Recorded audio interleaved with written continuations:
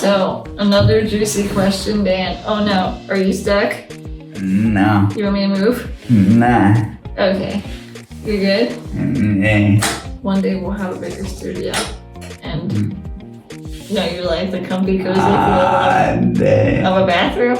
Damn. I do. I feel like it's kind of intimate. Like we're here with you guys and snuggling out with you. And, I wish we had some hot beverages so we could share with them. We're covering today in this episode the top reasons non-disabled people don't date someone with a disability.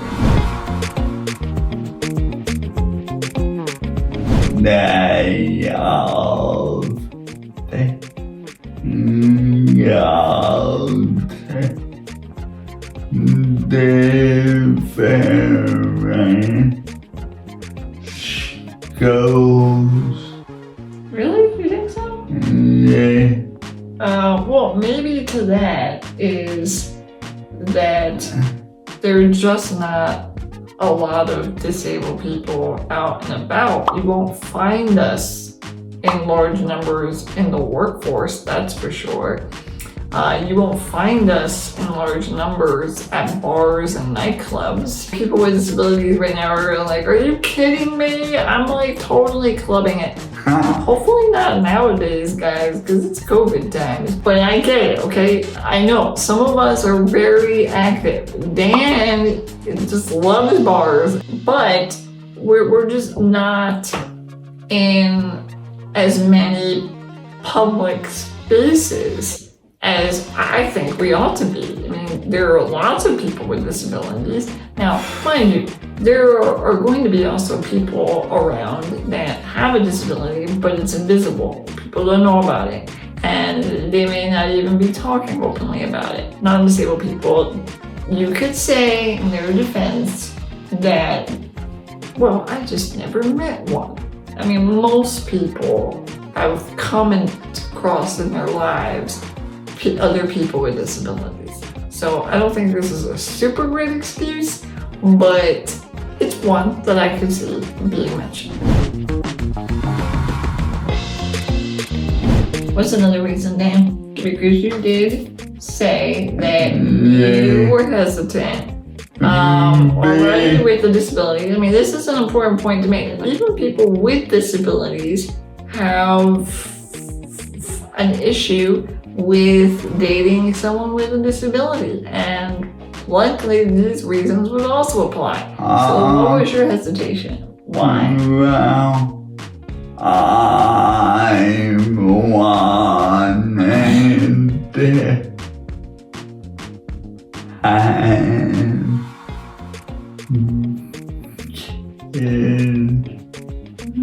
and you thought that being with someone who has a disability, that might not be possible.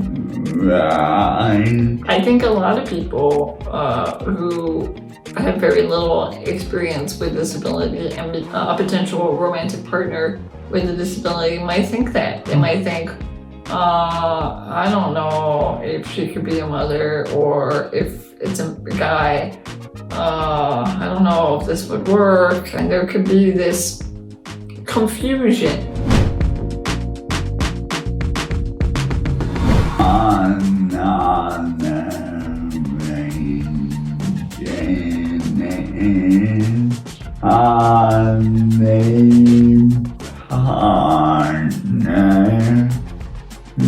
Gonna have sex or being man. Yeah, a while back, I want to say this was 2007. I went on a website called Metafilter, and there's a section of Metafilter called Ask Me Fi, where it kind of functions similarly to Quora today or Reddit, where you could go and post a question and the community will respond with answers. Really? Yes, Dan. Wow. Reddit does Yeah. Testing. Wow. You'll be able to find that out with all your iPhone stuff. Dan will never leave his iPhone. Anyway, so this was back in the day, and I posted a question. I'm 27. I was 27 at the time, and I'm having a really hard time reading people, but I have this disability, and I think it's playing a big role. What are your thoughts, community? What gives? And I got some really interesting answers.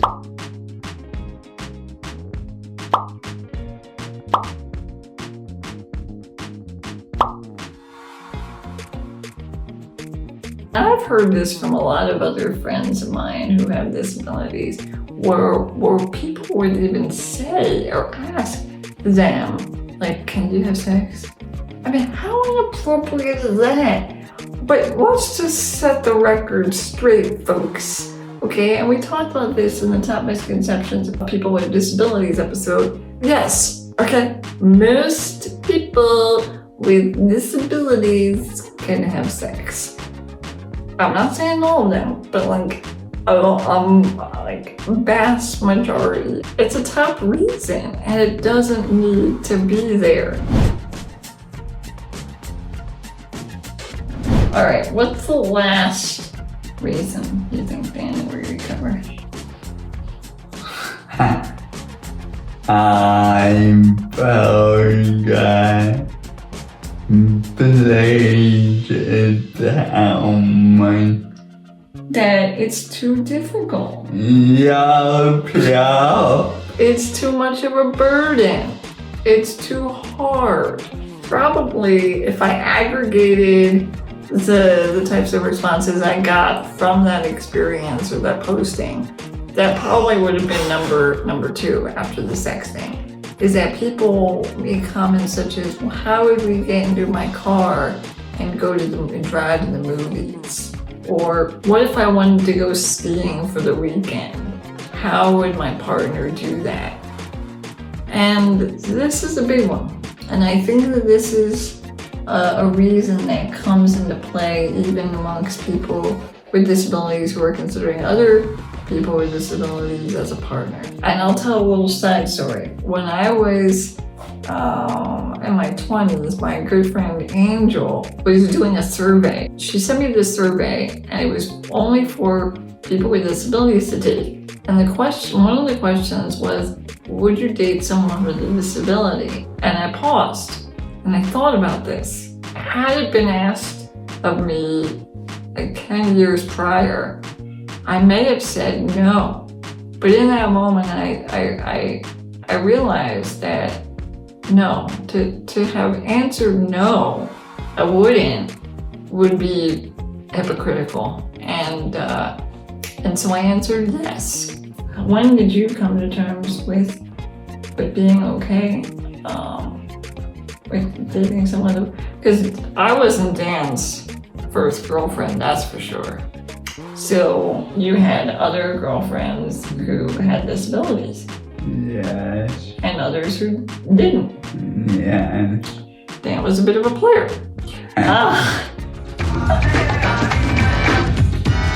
Rico. I'm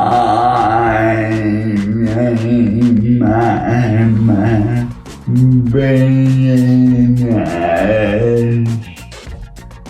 the same thing around. I thought about it before then. I was at China and question, but then I thought, look at yourself. You're disabled too.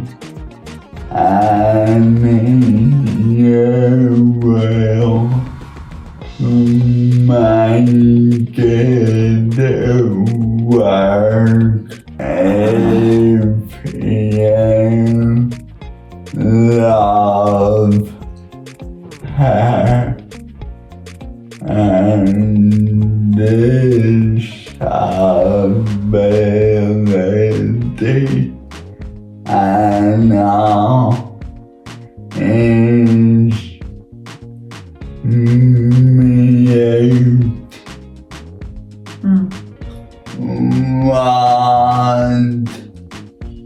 Won't you rather have someone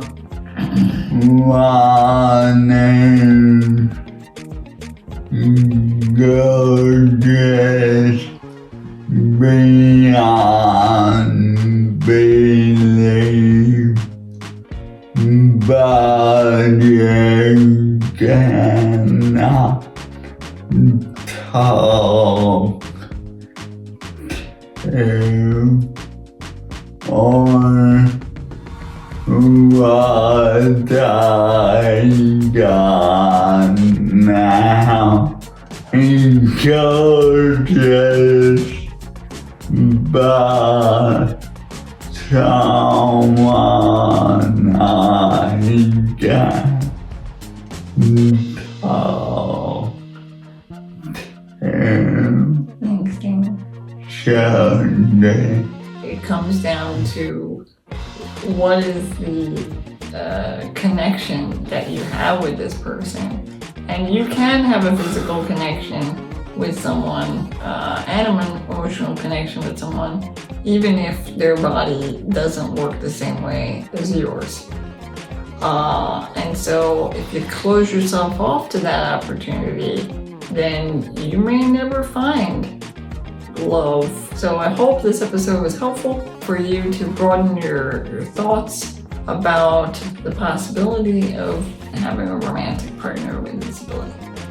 Until next time. Oh, dang, let's love you daddies. Love you on conditional. Really, Dan? Thank you so much for watching another episode of the Ginchiest, where we talk about our disability experiences and what they teach us about being human. Subscribe. I dare you. Oh my god, you ruined it.